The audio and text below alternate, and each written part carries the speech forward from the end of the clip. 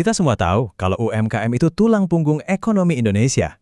Tapi, gimana kalau tulang punggung itu sekarang sedang dalam bahaya? Soalnya, ada sinyal yang nggak bisa kita abaikan. Kredit macet di kalangan usaha kecil ini lagi naik drastis. Oke, jadi kita akan bedah masalah ini langkah demi langkah. Pertama, kita lihat dulu sinyal bahayanya. Terus kita mundur sedikit buat cari tahu akarnya dari mana. Setelah itu, kita coba rasakan apa yang dialami pengusaha, lihat gimana masalah ini bisa jadi ancaman nasional, dan terakhir, kita analisis jurus baru dari pemerintah. Siap? Yuk kita mulai. Kita awali dari data yang paling jelas, alarm yang sudah berbunyi kencang di sektor kredit UMKM. Nah, lihat angka ini. Ini adalah angka kredit macet, atau istilah banknya non-performing loan alias NPL untuk UMKM. Sudah tembus 4,55%. Angka ini bukan cuma statistik ya, di baliknya ada ribuan usaha yang lagi megap-megap. Mungkin kedengarannya 4,55% itu nggak besar-besar amat, tapi coba lihat perbandingannya. Angka ini udah mepet banget sama batas aman 5% yang jadi patokan regulator. Ibaratnya, kita ini udah di pinggir jurang, tinggal selangkah lagi. Dan masalahnya lebih dalam dari itu. Bukan cuma soal utang macet, tapi keran kredit baru yang sehat juga kayaknya mulai seret. Pertumbuhannya jauh di bawah sektor lain. Artinya, mesin ekonomi kita yang digerakkan UMKM ini mulai kehabisan bensin. Terus, kok bisa sampai begini? Ini bukan kejadian semalam, teman-teman. Ini adalah bom waktu yang detaknya sudah dimulai sejak masa pemulihan pandemi. Nah, ini dia salah satu akar masalahnya. Waktu itu, demi ngecer pemulihan ekonomi, ada dorongan masif buat menyalurkan pinjaman secepat dan sebanyak mungkin. Tujuannya sih bagus, tapi sayangnya kuantitas jadi lebih penting dari kualitas. Asesmen kelayakan seringkali dikesampingkan. Hasilnya di lapangan, ya seperti yang bisa ditebak. Muncul banyak kasus moral hazard. Ada laporan soal usaha fiktif bisa dapat pinjaman, bahkan ada yang sampai cuma sewa gerobak buat foto pengajuan kredit. Verifikasi yang longgar ini jadi celah besar. Sekarang, kita coba lihat dari sudut pandang para pengusahanya langsung. Gimana rasanya ada di posisi mereka? Mereka ini lagi dalam posisi yang sulit banget, kejepit dari dua arah. Coba bayangkan, di satu sisi, pendapatan mereka turun. Daya beli masyarakat lagi lesu, plus pasar dibanjiri barang impor murah. Tapi di sisi lain, kewajiban cicilan utang itu tetap, nggak bisa ditawar. Setiap bulan harus bayar. Nggak peduli lagi untung atau rugi. Berat banget.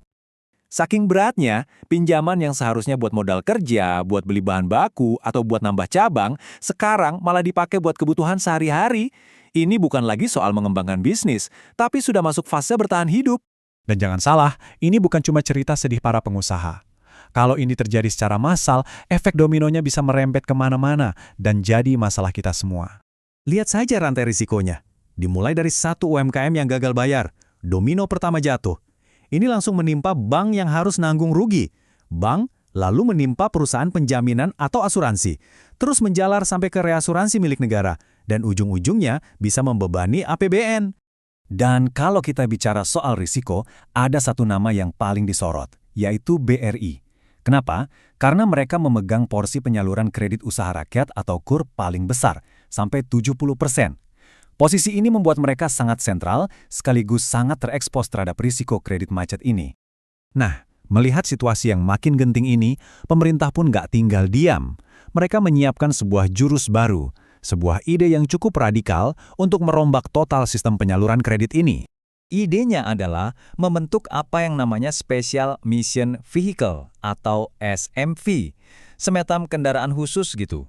Caranya, dengan mengambil alih sebuah BUMN, yaitu PNM, yang saat ini notabene adalah anak usaha dari BRI. Ini perubahannya drastis banget loh. Dari sistem yang sekarang melibatkan puluhan bank dan lembaga keuangan, mau diubah jadi sistem terpusat, dimonopoli oleh satu lembaga saja yaitu PNM, yang nantinya langsung di bawah komando Kementerian Keuangan. Presiden Jokowi sendiri sudah memberi sinyal positif, tapi dengan catatan penting, harus dibicarakan dulu dengan yang punya. Ini artinya, rencana ini belum final karena sejauh ini baru merupakan usulan sepihak dari Kementerian Keuangan.